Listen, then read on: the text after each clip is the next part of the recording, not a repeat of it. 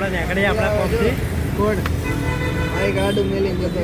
દાદા તમે હતા મને ખબર જ નહીં તું મેં કીધું લાય ચાવી લાવો આપણા માટે શું ગિફ્ટ આવ્યું જુઓ બતાવો તમને હે ગાઈસ ગુડ મોર્નિંગ ફરીથી નવા બ્લોગની અંદર સ્વાગત છે તો ગાઈસ સવારના 6:30 થઈ રહ્યા છે તો બસ નાયો ધોયો ફ્રેશ થઈ ગયો હવે નીકળવું અમદાવાદ જવા માટે તો ચા નાસ્તો કરી લઈએ અને ફટાફટ નીકળીએ આપણે બરાબર અને થોડો વરસાદ આવ્યો હતો તો બાઇકને પલળ્યું અને સાફ કરી દઈએ કારણ કે રાત્રે હવે ખાલી એટલું હોય કે રસ્તામાં કોઈ વરસાદ હેરાન ના કરે બસ ને આપણે 9:30 પહેલાં ટચ થવાનું હોય તો આજે ફટાફટ નીકળવું પડશે બરાબર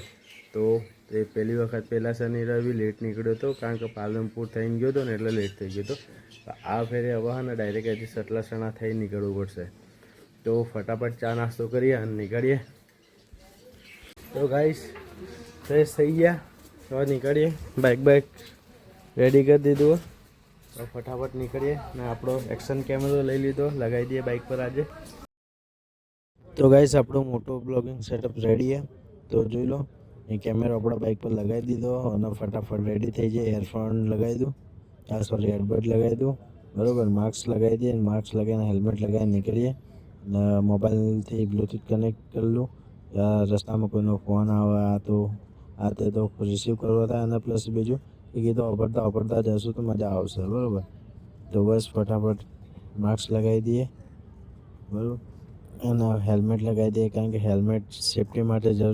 જરૂરી છે અને બીજું કે લોંગ ડ્રાઈવ માટે હેલ્મેટ મજા આવે પહેરવાની કારણ કે એના પર જેમ ડસ્ટ ઉડે ને એ બી નહીં ઉડતી તો સારું રહે હેલ્મેટ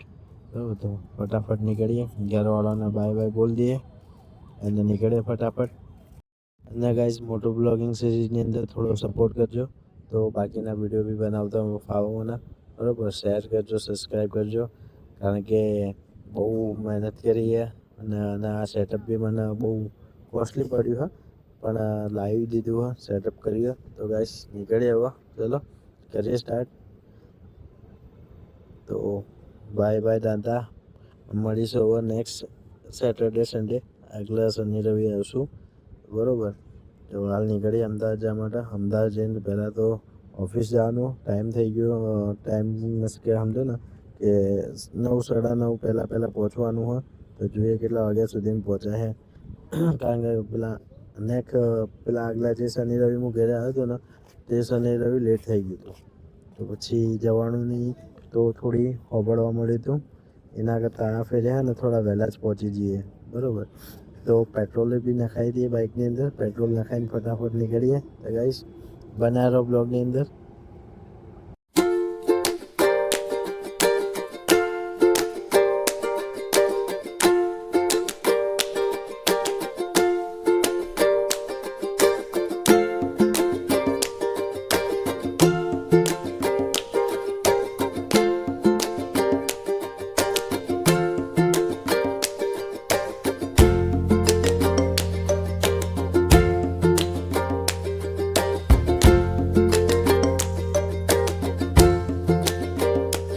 તો ગાઈસ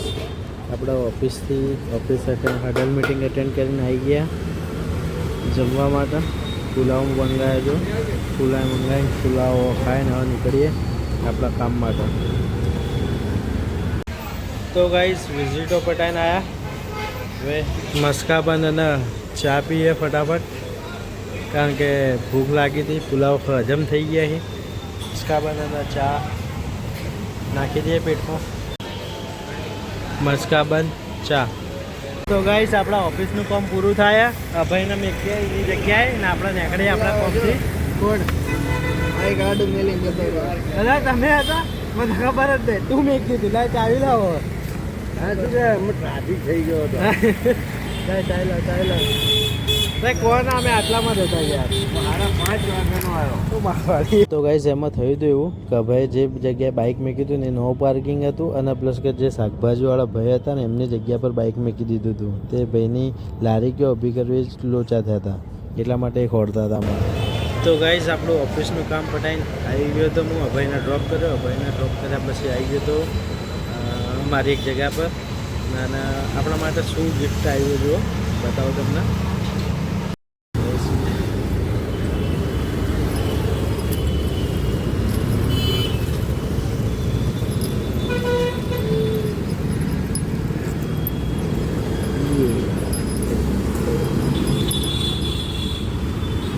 બાઇકમાં લગાવવાનું